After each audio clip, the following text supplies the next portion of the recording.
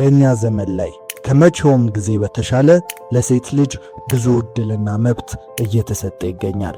ታዲያ ይህንን ዕድል እየመረመሩ ከቁጥጥር ሳይወጣ እንዴት መጠቀም እንዳለባቸው የሚያውቁ ብዙ በሳልና ብልህ ልባም ሴቶች እንዳሉ ሁሉ በዚህ ዘመን ላይ ዘመኑ ያመጣላትን ዕድልና ጊዜው የሚሰጣትን መብት እንዴት መጠቀም እንዳለባት የማታውቅን ሴት ሞኝ ሴት እንላታለን።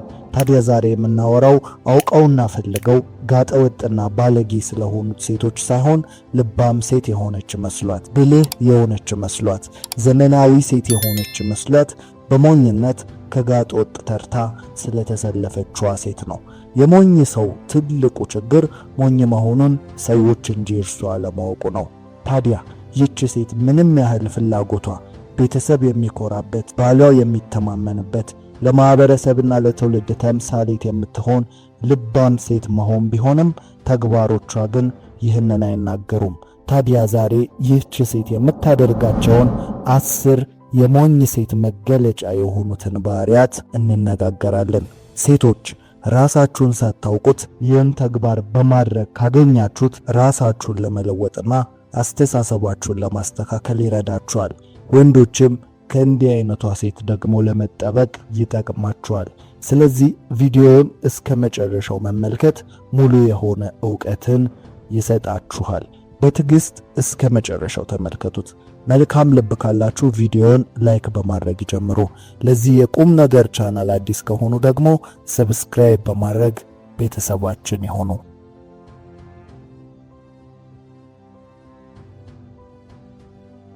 አንድን ወንድን ስታስተምር ግለሰብን ታስተምራለህ። አንድ ሴትን ስታስተምር ግን ማህበረሰብን ታስተምራለህ ይባላል። ሴት ልጅ ትውልድን ትተካለች፣ ማህበረሰብን ትፈጥራለች። ምክንያቱም ኮትክታ የምታሳድግ ስለሆነች። እስኪ ጥቂት ጥናቶችን እንመልከት። በአሁኑ ወቅት በዓለም አቀፍ ደረጃ በሴቶች ላይ የጭንቀት ወይም አንዛይቲና የድብርት ወይም ዲፕሬሽን መጠን ከፍ ማለቱ ተስተውሏል። ይህን ምክንያቱ ፍጹም ሆኖ ለመታየት መሞከርና የውሸት የሆነ ላይፍ ስታይል ጋር በተያያዘ እንደሆነም ሳይንቲስቶች ይገልጻሉ። ያም የሶሻል ሚዲያ ተጽዕኖ ነው። በተጨማሪም ኢንዲፔንደንት ወይንም ብቻቸውን የሚኖሩ ሴቶች በመብዛታቸው የውጭውንም ሆነ የቤት ውስጥን ስራ እየሰሩ እንደውም በውጭ ሀገራት ላይ ከ14 ሰዓታት በላይ በስራ ላይ እያሳለፉ በመሆኑ በአእምሮ እረፍት ማጣትና መቃወስ ላይ እንደሚገኙም ጥናቱ አመላክቷል። ይህ ጥናት በእርግጥም በነጮች ሀገር የተካሄደ ጥናት ቢሆንም በቅርቡ በሀገራችን ላይ ያለው እንቅስቃሴም ከቀጠለ ተመሳሳይ ውጤትን ማየታችን የማይቀር ነው። እናም በየዘመኑ በሴቶችና ሕፃናት ላይ የተለያዩ ጥቃቶች ይሰነዘራሉ። ምክንያቱም ቅድም እንዳልኩት ሴት የማህበረሰብ ማገር ናት፣ የትውልድን ፈጣሪ ናት። ትውልድን መበረዝ ማህበረሰብንም ማቃወስ ከተፈለገ ጥቃቶች ሁሉ የሚሰነዘሩት በሴት ላይ ይሆናል ማለት ነው፣ እንዲሁም ተተኪ በሚሆኑ ሕፃናት ላይ። እናም አንዳንዶች ፈልገውና በፍቃዳቸው የተበላሸ የተወረዘ አመለካከትን ሲከተሉ፣ አብዛኞቹ ሴቶች ግን ተሸውደውና ተታለው እንጂ በፍቃዳቸው እያደረጉ ያሉትን ነገር አያደርጉም። እነዚህንም ሴቶች ሞኝ ሴቶች እንላቸዋለን። ስለዚህ አሁን 10 የሞኝ ሴቶችን ባህሪ እንነጋገራለን። በቀጥታ ወደ 10 የሞኝ ባህሪዎች እንለፍ። አንደኛ፣ ቁሳቁስ ወዳድነት። ቁሳቁስ ወዳድ ሴት ማለት ውድ ዋጋ ያለው ልብስ ለብሳ ርካሽ ማንነት የተላበሰች ሴት ናት። ይህች ሴት ዋጋዋን ባላት ንብረት ልክ ስላረገች ንብረቱ ሲጣፋ አብራ ትጣፋለች። ብልህ ሴት ግን ያላትን ሁሉ ብታጣ የማይጠፋ ሞራልና ክብርን ትጎናጸፋለች። ቲም ኬዘር ባደረገው ጥናት መሰረት ቁሳቁስ ወዳድ የሆኑ ሰዎች ለከፍተኛ ጭንቀትና ድብርት፣ ለዝቅተኛ በራስ መተማመን የተጋለጡ ናቸው ይላል። ቁሳቁስ ወዳድ ወይም ማቴሪያሊዝም ማለት በስነ ልቦና እይታ ሲተነተን አንድ ሰው በውስጡ ያለውን መንፈሳዊና ስነ ልቦናዊ ባዶነት በቁሳቁስ ለመሙላት የሚያደርገው ከንቱ ሙከራ ነው ይለዋል። ይህቺ ሞኝ ሴት ያልገባት ነገር ፍላጎት አይረካም፣ ቁሳቁስም አይጠገብም። ዛሬ የገዛችው ፋሽን ነገ ያረጃል። ዓለም ላይ ብዙ ነገር በአንድ ጊዜ ይፈጠራል። ያን ሁሉ መግዛት፣ ያን ሁሉ ማሟላት ስለማትችል የማይረካ ምኞቷን ይዛ የምትኖር ሴት ናት። ይህ እዚህ ጋር ብቻ አያበቃም። በፍቅር ግንኙነቷም ላይ ያን ፍላጎቷን የሚያረካ ፍለጋ ከወንድ ጋር ስትሆን ከሰውነቱ ይልቅ በኪሱ ላይ ታተኩራለች። ሀብታም ፍለጋ እውነተኛ ፍቅርን ረግጣ ልትሄድ ትችላለች። ይህች ሴት የገንዘብ ባሪያ ናት። የራሷንም ዋጋ ባላት ነገር እንጂ በማንነቷ ላይ አይደለም። ስታገባ እንኳን ለትዳር አጋሯ ከአቅም በላይ የሆነ ፍላጎትን በማቅረብ ትዳሯን፣ ቤቷን ላላስፈላጊ ብድርና ጭንቀት ትዳረጋለች። ይሄ ዝም ብሎ ግን አይመጣም። ሞኝነት የምንልበት ምክንያት ይህን ሁሉ የምታደርገው ምናልባትም በሶሻል ሚዲያ ላይ ያየችውን ፌክ ላይፍ ስታይል ለመተግበር ነው። ለቀን ተከራይተው መኪና ነድተው ፎቶ ሲፖስቱ እሷ መኪና ካልገዛክ የምትል በቀላሉ የምትታለል ሞኝ ሴት ናት። ይሄ ባህሪያዋ አብሮ የሚናገረው መፎካከርና መወዳደር የምትወድ እንደሆነችና በስልኳ የምታያቸውን ትዳሮች ቤቷ ለማምጣት የምትጥር እንጂ የራሷን ትዳር የምትሰራ እንዳልሆነች ነው። ስለዚህ ይህች ሴት ሁልጊዜም በውጫዊ ነገር ላይ ትኩረት ታደርጋለች። ከውስጣዊ ውበት ይልቅ ውጫዊውን ውበት ለማድመቅ ትጥራለች ማለት ነው። ስለዚህ ቁሳቁስ ወዳድነት ወይም በውጫዊ ነገሮች ላይ ትኩረትን ማድረግ የሞኝ ሴት መገለጫ ከሆኑት ውስጥ የመጀመሪያው ነው። ሁለተኛ አውቃለሁ ባይ ናት። ስለ ሁሉም ነገር ጣልቃ ገብ ነች። ለመናገር ትቸኩላለች። ይቺ ሴት በሰዎች ጉዳይ በማይመለከታት ሁሉ የምትገባ ነች። አውቃለሁ ባይነቷ በቤተሰቧ በጓደኞቿ ሁሉ ተሸንፋ እንድትኖር ያደርጋታል። ምክንያቱም ለአዲስ ነገር ክፍት አይደለችም። ሁሌም ልክ ነኝ ብላ ነው የምታስበው። ታዋቂው የስነ ልቦና ንድፈ ሐሳብ እንደሚያነሳው ዕውቀታቸው ዝቅተኛ የሆኑ ሰዎች ራሳቸውን ከልክ በላይ የመገመት ዝንባሌ ያላቸው፣ ያም አውቃለሁ የሚሉትን ዕውቀት ከላይ ብቻ በማወቃቸው የነገሩን ውስብስብነት ስላልተረዱ ነው ይላል። በአጭሩ አውቃለሁ ባይነት ራሱ አለማወቅ ነው። በዚህ ጊዜ ደግሞ መረጃ በፍጥነት ይገኛል። ከየትኛውም ነገር ስለ የትኛውም ነገር ለማወቅ በጣም ቀላል እየሆነ መጥቷል። መረጃን ማወቅ አዋቂ አያስብልም።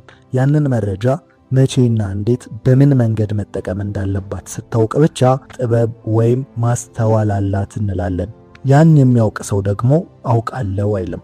የተረጋጋና ለመስማት ክፍት የሆነ ልብ ያለው ሰው ነው። ብዙ ጊዜ ሶሻል ሚዲያ የምንወዳቸውን የምንስማማባቸውን ሐሳቦች ብቻ ከፊት ያመጣልናል። ይሄም አልጎሪዝሙ የተሰራው በዛ ዓላማ ስለሆነ ነው። ታዲያ በሶሻል ሚዲያ ላይ የምትሰሙት መረጃ ሁልጊዜም እናንተ ከምትደግፉት ወገን ብቻ ይሆናል ማለት ነው። ይህች ሞኝ ሴት ልክ ነሽ በሚሏት ሰዎች ትከበብና በሶሻል ሚዲያም ሆነ በየትኛውም መንገድ የእሷን ሐሳብ ብቻ የሚያንጸባርቅ ዓለም ውስጥ ተቀምጣ የራሷ ሐሳብ ፍጹም ትክክል እንደሆነ ማመን ትጀምራለች። ይህ ደግሞ ወደ ትዕቢት ያመራል።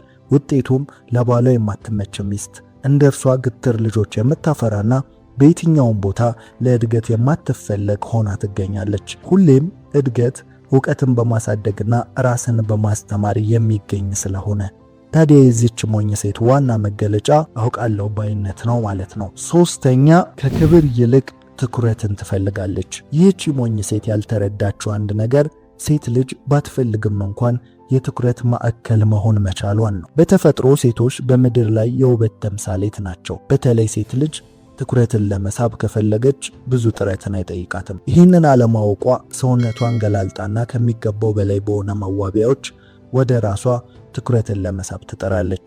ነገር ግን የምታገኘው ትኩረትን እንጂ ክብርን አይደለም። ትኩረት ሁልጊዜም ለየት ባለ ነገር ላይ ይሰረቃል። በጨዋ መሃል ባለጌ፣ በጥሩ ሰው መሃል ሌባ ትኩረት መውሰዱ አይቀርም። ባጭሩ ለትኩረት እፍረት የለሽ መሆን፣ አይን አውጣ መሆን፣ እንደፈለኩ እኔ ከተመቸኝ በማለት ለማህበረሰቡም ሆነ ለቤተሰብ አስነዋሪ ነገርን ማድረግ፣ እነዚህ ሁሉ ትኩረትን ይስባሉ።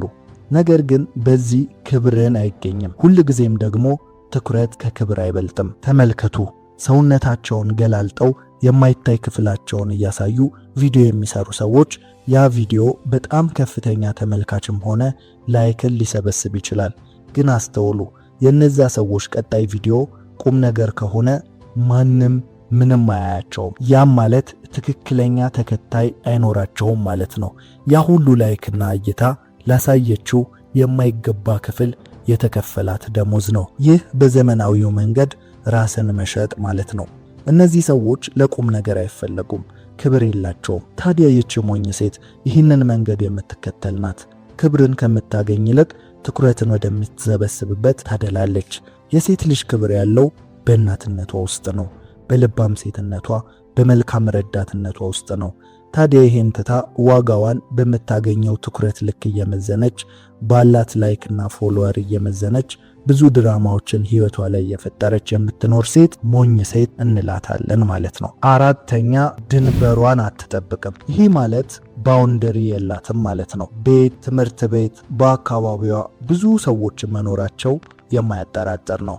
ታዲያ በዚህ ሂደት ውስጥ ለማ ምንና እንዴት መሆን እንዳለባት የማታውቅን ሴት ሞኝ ሴት እንላታለን። ይቺ ሴት አይሆንም፣ አልፈልግም ማለትን ትፈራለች። ለሁሉም ነገር በእሽታ ተወዳጅነትን ለማግኘት ትጥራለች። ይህም ሰዎች ጊዜዋን፣ ጉልበቷን፣ ስሜቷን እንዲበዘብዙ ትፈቅዳለች ማለት ነው። ይህ የሚመጣው ደግ መስሎ ለመታየት ካለ ፍላጎት ነው። አንዳንዴም ፋራ ላለመባል ሙድ የሚገባትና አራዳ ለመባልም ሊሆን ይችላል። ነገር ግን እውነቱ ራሷን መጠበቅ አለመቻሏን የሚያሳይ ነው። የሴት ጓደኞቿ ያረጉትን ሁሉ በማድረግ መመሳሰልን ትመርጣለች። ራሷን አትጠብቅም። የትም በምንም ሁኔታ ልትገኝ ትችላለች። ከራሷ ፍላጎት በላይ የሰዎችን ደስታ እያስቀደመች ብዙ ዋጋ ስትከፍል ትታያለች። ክብሯን የሚነኩ ሰዎችን እንኳን ላለማስቀየም ሁልጊዜም ተጎጂ ትሆናለች። ድንበሯን የማትጠብቅ ሴት የማህበረሰብ አስተያየት የሚነዳት ናት። አታገቢም፣ አትወልጂም፣ እንዲያቶኝም በሚል ሐሳቦች የምትነዳ የሴት ጓደኞቿ ለጥቅማቸው የሚጠቀሙባት፣ ወንዶች አቅልለው የሚመለከቷት፣ የራሷ ፍላጎት የሌላት ተራ ሴት የምትሆን ናት። ታዲያ ሁል ጊዜም ቢሆን ድንበርን መጠበቅ የግድ አስፈላጊ ነው። ቤተሰቧ እሷ ህይወት ላይ እስከምን መወሰን እንዳለባቸው፣ ሰዎች በምን ልክ ሊያናግሯትና ሊቀርቧት እንደሚገባ መስመርን የምታበጅ ሴት ልባም ሴት እንላታለን። ድንበርን መጠበቅ ማለት በሌላ አማርኛ እሷ እንዲህ አትወድም፣ እሷ ይሄንን እሺ አትልም የሚባል በሰዎች ዘንድ የሚታወቅ እሴት ሊኖራት ይገባል ማለት ነው። የራሷ የሆነ የህይወት ፍልስፍና፣ የራሷ የሆነ እሴት ባለቤት መሆን ማለት ነው። ስለዚህ ድንበሯን የማትጠብቅ ሴት ሞኝ ሴት እንላታለን ማለት። አምስተኛ ስሜታዊነት። በተፈጥሮም ሴቶች ወደ ስሜት እንደሚያደሉ ይታወቃል። ነገር ግን ከልክ ያለፈ ስሜታዊነት የሞኝ ሴት መገለጫ ነው። ይሄ በብዙ መገለጽ የሚችልና የሚብራራ ሐሳብ ነው። እውነታው ምድር ሁልጊዜም በምክንያታዊነት ብቻ የምትመራ አይደለችም። በተመሳሳዩም ሁልጊዜም በስሜት የምትመራም አይደለችም። ታዲያ ይህንን ሚዛን መጠበቅ ያልቻለች ሴት ሞኝ ሴት እንላታለን። ይህች ሴት በስሜት በመመራቷ ምክንያት ብዙ ነገሮችን ባለማስተዋል ታጣለች። ለጊዜያዊ ደስታ ስትል ብዙ ዋጋ ያላቸውን ነገሮች መስዋዕት ታደርጋለች። በቤቷም በትዳሯም ላይ ቢሆን ስሜታዊ የሆነች ሴት ያልተረጋጋ ህይወትን ትመራለች። ሁልጊዜም በደስ አለኝ የምትመራ ናት። የቱ ለህይወቷ ጠቃሚ እንደሆነ የቱ ጎጂ እንደሆነ አታገናዝብም። በተጨማሪም ይህች ስሜታዊ ሴት ድራማን ታበዛለች። ትንንሽ ነገሮችን አጋና ትመለከታለች። በትንሽ ነገር ትከፋለች። ሰዎችን በዝምታ ለመቅጣት ትሞክራለች። እንዲሁም እሷ የፈለገችውን ነገር በጩኸት በለቅሶና በእንባ ለማስደረግ ትጥራለች። በአጠቃላይ ይህች ሴት የሚሰማትን ስሜት ሁሉ እውነተኛና ትክክለኛ እንደሆነ በማመን በሌላ ሰው በኩል ያለውን እውነት ላለመረዳት ልቧን ትዘጋለች። ብዙ ለቅሶ፣ እንባ፣ ጩኸት እየቀላቀለች ወይም ድራማ እያበዛች የእርሷን ሐሳብ እንዲቀበሉ ሰዎችን ታሳምናለች። ይህ ፍጹም ስህተት ነው። ይህቺን አይነት ሴት የምትከበር ይመስላታል። ነገር ግን ምናልባት ትፈራ ይሆናል እንጂ አትከበርም። ሰዎችም በፍርሃት እየራቋት ይመጣሉ። ስለ ስሜት ስናወራ በዋነኝነት መገንዘብ ያለብን ስሜት ምልክት እንጂ ትዕዛዝ አለመሆኑን ነው። ስሜታችን በሕይወታችን በተፈጠሩ ወይም ሊፈጠሩ ላሉ ነገሮች ግምቱን የሚያሳይበት ነው። ያ ማለት አንድ ጫካ ስር ስትሄዱ እንስሳ መጣም አልመጣም የፍርሃት ስሜት ይሰማችኋል። ያም አደጋ እንዳለ እየገመተ ያለ የሰውነታችን ክፍል ነው። እንዲሁም ስንከፋ፣ ስናዝን በተፈጠሩ ነገሮች ላይ ምን እንደተፈጠረ የሚያገናዝበን ኃይል ነው። ይህ ምልክት ግን ትዕዛዝ አይደለም። ደበራችሁ ማለት አትስሩ ማለት አይደለም። ፈራችሁ ማለት አታድርጉ ማለት አይደለም። ስሜት የጤነኝነት ምልክት ነው። ነገር ግን ሰው ለስሜቱ ባሪያ ሊሆን አይገባውም። ስሜታችሁን ወቁ፣ ተረዱ፣ ምክንያቱን ፈልጉ፣ ከዛ እንደ ባለ አእምሮ ወስኑ እንጂ በስሜት አትመሩ። ስለዚህ በስሜቷ የምትመራ ሴት ከሞኝ ሴት ባህሪያት መካከል አምስተኛው ባህሪ ይታይባታል ማለት ነው። ስድስተኛ ጊዜን በማይረቡ ወሬዎች ማጥፋት። ታዋቂዋ ኤልኖር ሮዝቬልት እንዲህ ትላለች፣ ታላላቅ አእምሮዎች ስለ ሐሳብ ያወራሉ፣ መካከለኛ አእምሮዎች ስለ ክስተትና ሁኔታ ያወራሉ፣ ትንንሽ አእምሮዎች ግን ስለ ሰው ያወራሉ ትላለች። ስለዚህ ጊዜን በማይረቡ ወሬዎች ማጥፋት የሰነፍና የሞኝ ሴት መገለጫ ነው። ይህች ሞኝ ሴት ብዙ ጊዜዋን ማን ምን አለ፣ ማን ምን ለበሰ፣ ማን ከማን ጋር ተጣላ በሚል ወሬ ታጠፋዋለች። ሌላው ሰው ሕይወቱን ሲኖር፣ እርሷ ግን ስለ ሌላው በማውራት የራሷን ሕይወት ባዶ ታደርጋለች። በዚህ ዘመን ደግሞ ሐሜት ቡና አፍልቶ ተጠራርቶ እንደሆነ የምታስቡ ከሆነ ተሳስታችኋል። በዚህ ጊዜ ዋነኛው የሐሜት ምንጭ ሶሻል ሚዲያ ሆኗል። ታዲያ ይህች ሴት ስክሮል እያረገች እንትና ለእንትና ምን አላት፣ በዚህ ሳምንት ማን ምን አደረገ የሚለውን እየሰማች ፕሮፌሽናልና ኢንተርናሽናል ሐሜተኛ ሆና ቀኗን ታሳልፋለች። እዚህ ጋር ከሞኝ ሴቷም አለፍ ብለን እስቲ እናውራ። እስቲ መንገድ ስትሄዱ ባስ ውስጥ፣ ታክሲ ውስጥ አስተውላችኋል? ብዙ ሰው ስልኩ ላይ ፍዝዝ ብሎ ስክሮል እያደረገ ትመለከታላችሁ። ምናልባትም እናንተም እንደዛ ታደርጉ ይሆናል። ነገር ግን ዛሬ አንድ እውነት ልንገራችሁ። ኤለን መስክ በኢንተርቪው ላይ በምድር ላይ ሰዎች ከፈጠሯቸው ፈጠራዎች አደገኛውና ሰዎችን የሚጎዳው ምንድነው ትላለህ ተብሎ ተጠይቆ ነበር። ታዲያ የመለሰው አጭር ቪዲዮ በማለት ነበር። አስቡት፣ የሰው ልጅ ታንክ፣ የጦር መሳሪያ፣ ኒውክለር፣ መርዝ፣ ብቻ ብዙ አስከፊ ነገሮችን ፈጥሯል። ግን እነዛ ሁሉ የሾርት ቪዲዮን ያህል ተጽዕኖ የላቸውም ማለት ነው። እና እባካችሁ አይምሯችሁን ቀስ በቀስ እየገደላችሁት ስለሆነ ከአጫጭር ቪዲዮ ራሳችሁን ጠብቁ።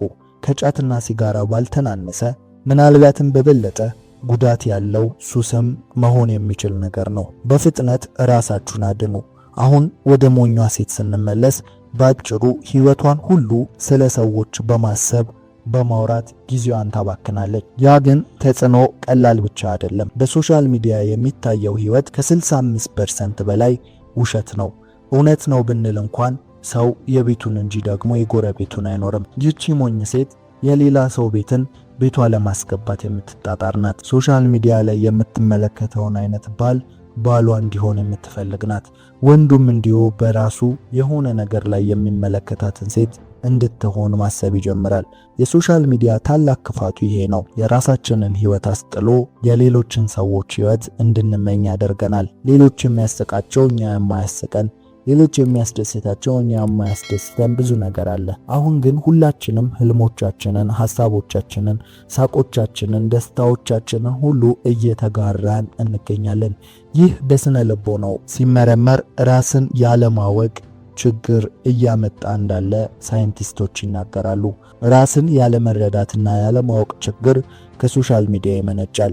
ሁሉም ነገር የሚያምረን፣ ሁሉም ነገርን የምንፈልገው የራሳችንን ፍላጎት ጠንቅቀን ማወቅ ስለማንችል ነው። ስለዚህ ይህች ሴት በማይረቡ ወሬዎች ጊዜዋን ታጠፋለች፣ እንዲሁም የራሷን ቤት ትታ ሌላ ሰው ቤት ላይ ትከርማለች። ስለዚህ ሐሜተኛዋ ሴት ሞኝ ሴት እንላታለን ማለት ነው። ሰባተኛ ራሷን ከመጠን ባለፈ ዝቅ አድርጋ የምትመለከት ናት። ይህም አንዱ የሞኝ ሴት መገለጫ ነው። ራሷን መካብም ሆነ ከሰው በላይ አድርጎ መመልከት ሞኝነት ሲሆን ከመጠን ባለፈም ራስን ዝቅ ማድረግም የሞኝ ሴት መገለጫ ነው። ዋናው ነገር ሚዛንን መጠበቅ ነው። ታዲያ ይህች ሴት ለራሷ ባላት የወረደ አመለካከት ምክንያት ሁልጊዜም የሰው ጥገኛ ትሆናለች። ያም ማለት ልክ መሆኗን ለማወቅ፣ የለበሰችው እንደሚያምር ለማወቅ፣ ለሁሉም ነገር የሰዎችን ይሁንታ የምትፈልግ ናት። በራስ መተማመን የላትም። የራሷን ነገር ማድረግ፣ መከወን፣ ማቋቋም አትችልም። ከሁሉም ሰው ያነሰ ብቃትና ችሎታ፣ አስተሳሰብ እንዳላት የምታስብ ናት። እንደውም አንዳንዴ ለሁሉም ሰው የተለየ ጸጋ ችሎታ እንዳለ፣ ማንም ሰው ምንም ማድረግ እንደሚችል አምና እርሷ ግን ያንን ለማድረግ ያልታደለች እንደሆነች የምታስብ ናት። በአጭሩ ይህች ሴት 99 ነገር ቢኖራት የሌላትን ያንን አንድ ነገር ብቻ የምታስብ ናት። ፍጹማዊነትን የምትፈልግ ናት። ያም በትንሽ ነገር ራሷን የበታች እንድታደርግ ያደርጋታል። ይህቺ ሞኝ ሴት በዚህ ባህሪዋ ምክንያት የራሷ የምትለው ነገር የሌላትና በጓደኞቿ ሐሳብና ምክር የምትነዳ ሆና ትገኛለች። ሁልጊዜም ጥገኛ ነች። የሌሎች ሐሳብ ማስፈጸሚያ ነች። ይህ ሁሉ ለራሷ ካላት የወረደ አመለካከት የሚመነጭ ነው። አሁንም ሶሻል ሚዲያን ተወቃሽ ማድረጋችን የማይቀር ነው። በዛ ላይ የምታያቸው ሞዴሎች የእሷን በራስ መተማመን ይገድላሉ። የራሷን ሴትነት መቀበል ይሳናታል። በየትኛውም ቦታ አይናፋር፣ ከሰው ጋር መቀላቀል የማትችል ሆና ትገኛለች። በዚህ ምክንያት ያላትን ልዩ ብቃትና ችሎታ ስጦታዋን ሁሉ ሳትጠቀምበት ትቀራለች ማለት ነው። ስለዚህ ከሞኝ ሴት ባህሪያት መካከል ሰባተኛው ራሷን ከመጠን ባለፈ ዝቅ አድርጋ መመልከት ነው። ስምንተኛ ሰበበኛ። ሞኝ ሴት ሲበዛ ሰበበኛ ናት። ለራሷ ሕይወት ኃላፊነትን መውሰድ አትፈልግም። ሁልጊዜም ለሚገጥማት ችግር ሌላ ተጠያቂ ሰው ትፈልጋለች።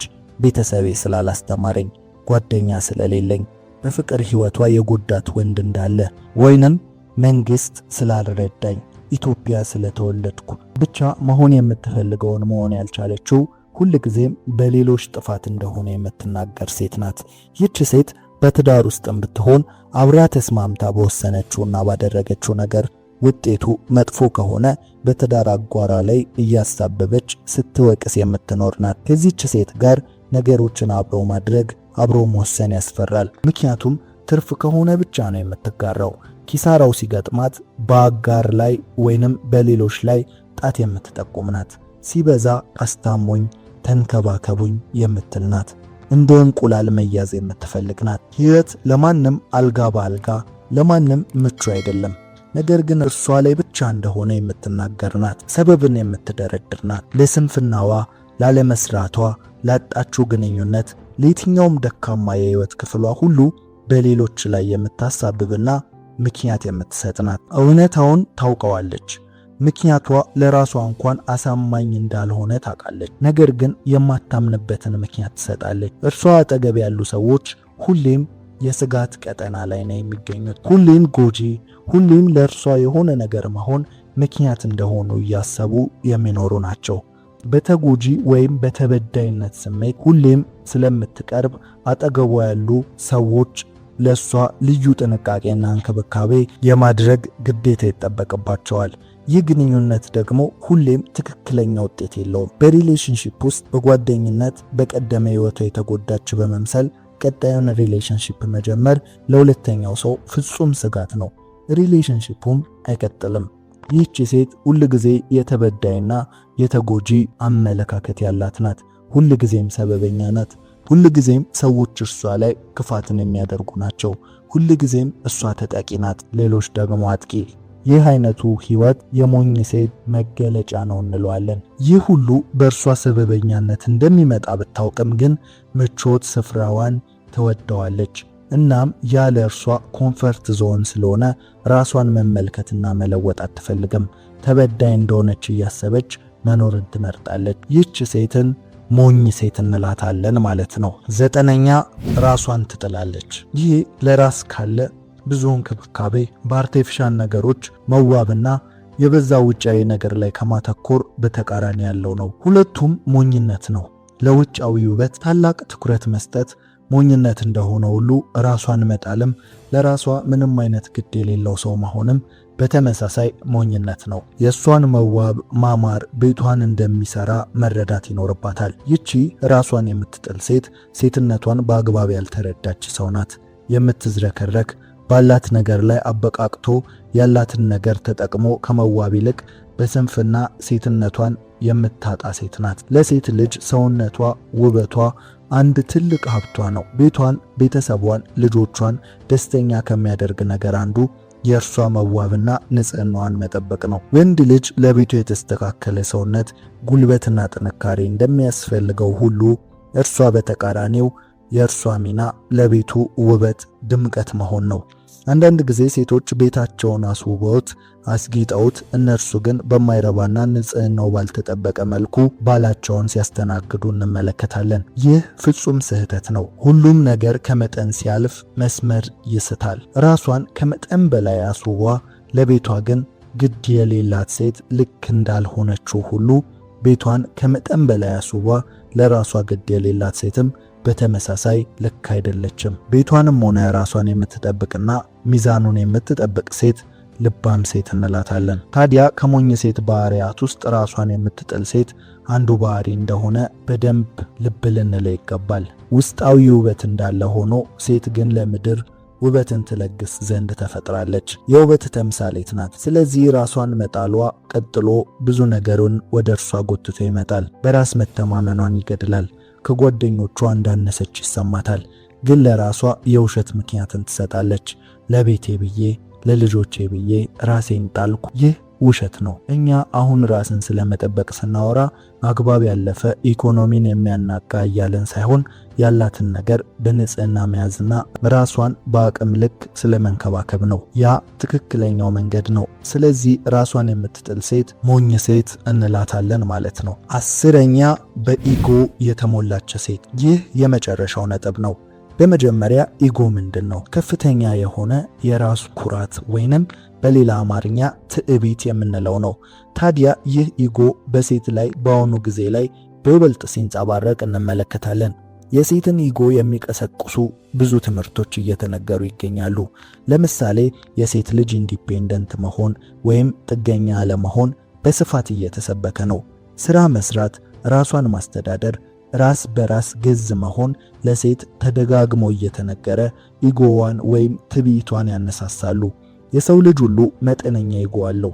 ነገር ግን በሴት ላይ ኢጎ ሲጠነክር መዘዙ ብዙ ነው። ራስ በራስ ገዝ መሆኗን ስታመን እንዲሁም ወንድ ለእርሷ ያለውን ጥቅም ገድላ ከወንድ ልታገኝ የሚገቡ የነበሩ ነገሮችን ለምሳሌ ፕሮቫይድ ማድረግ፣ ለራሷ በራሷ ፕሮቫይድ በማድረግ ራሷ የሚያስፈልጋትን በማሟላት ራሷን በራሷ በመጠበቅ ማለትም ከወንድ ታገኝ የነበረውን ፕሮቴክሽን አስወግዳ በአሁኑ ዘመን በሰላማዊ ሰፈር በመኖር የመንግስትን ጥበቃ በማግኘት ራሷን በራሷ እየመራች መጓዝን ስትመርጥ በኢጎ የተሞላች ሴት ወደ መሆን ታድጋለች።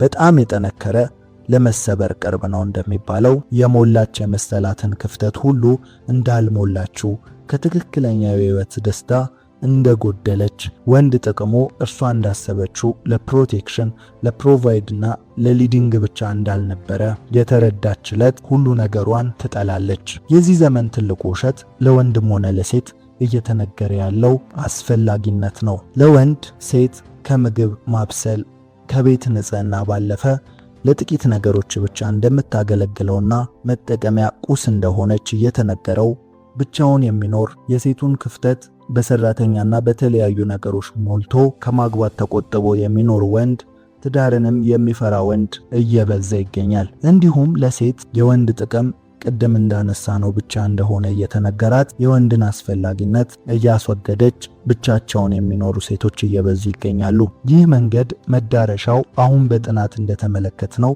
በነጮች ሀገር ከተገበሩት ሀገር ጥናት እንዳነበብነው ለድብርት፣ ለአንዛይቲ፣ ራስን ለማጥፋት፣ የህይወት ትርጉምን የማጣት ዋነኛ ምክንያት ነው። ፈጣሪ ወንድና ሴትን በጋራ እንዲኖሩ ሲናገር በመካከላቸው ከጥቅመኝነት ያለፈ ከመሰጣጣት ያለፈ በመካከላቸው የሚሞሉት ትልቅ ክፍተት፣ የነፍስ ክፍተት እንዲሁም በእነርሱ ስር የሚቀጥል ትውልድን ተመልክቶ ነው። ሁለት ነፍሶች በጋራ አንድ ንጹህ ነፍስን ይፈጥራሉ።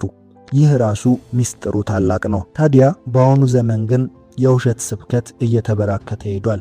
ስለዚህ በዚህ ጊዜ ሴት ትዳርን ብትመርጥ እንኳን በፍቃዷ ስለሆነ አማራጭ መፋታትን አማራጭ ራሷን ችላ ሲንግል ማም መሆንን ስለምታስብ በኢጎ የተሞላች የማትለሰልስና ጠንካራ ሻካራ በትዕቢት የተወጠረች ትሆናለች። ይህች ሴት ሞኝ ናት። ትከሻ በመለካካት ጥገኛ አይደለውም በማለት በምትፈጥረው ድራማ የምትመራው ህይወት ከትክክለኛ የህይወት ደስታና ዓላማ አጉድሎ ትክክለኛ ቤተሰብን እንዳትመሰርት ያደርጋታል። ስለዚህ በዋነኝነት ሴት ልጅ በኢጎ ስትሞላና ስትጠነክር ራሷን አቅሟን የተረዳች ሲመስላት ሰላም ለሌለው ቤተሰብ ትዳረጋለች። በሞኝነቷም ብዙ ዋጋን ትከፍላለች። በቅዱሱ መጽሐፍ እንደተነገረን ሴት ዝግ ስትል ለባሏ ስትመራ እንዲሁም የሴትነቷን ክብር ጠብቃ ብዙ ፍቅርና እንክብካቤ ሲሰጣት ስትለሰልስ ትክክለኛው ሴትነቷን እንደተረዳች እናውቃለን። ነገር ግን የዘመኑ ትምህርት የሚጠልፋት ከሆነ በኢጎ የተሞላች ጠንካራ ሴት በመሆን ለማንም ተመራጭ የማትሆን ብቻዋን ተገላ የምትኖር ትሆናለች።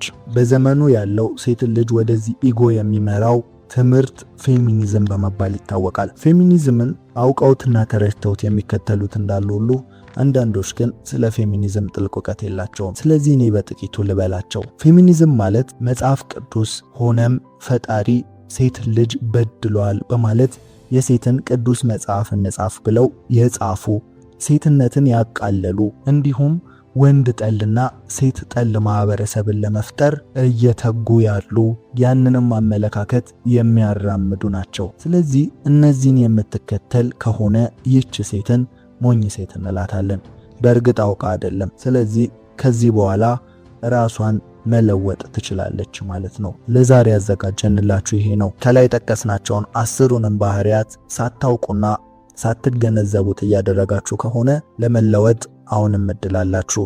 አሁንም ልባሟን ሴት፣ አሁንም በሳሏን ሴት መሆን ትችላላችሁ። ይህ ቪዲዮ ዓላማውም ለዛ ነው፣ ሳታውቁ የሞኝ ሴት ህይወትን ለምትኖሩ። ስለዚህ በዚህ በመማር ተለወጡበት። ጆሲ ነበርኩ። ከተመቻችሁ ላይክ፣ ለዚህ የቁም ነገር ቻናል አዲስ ከሆናችሁ ደግሞ ሰብስክራይብ በማድረግ ቤተሰባችን ይሁኑ። እናመሰግናለን።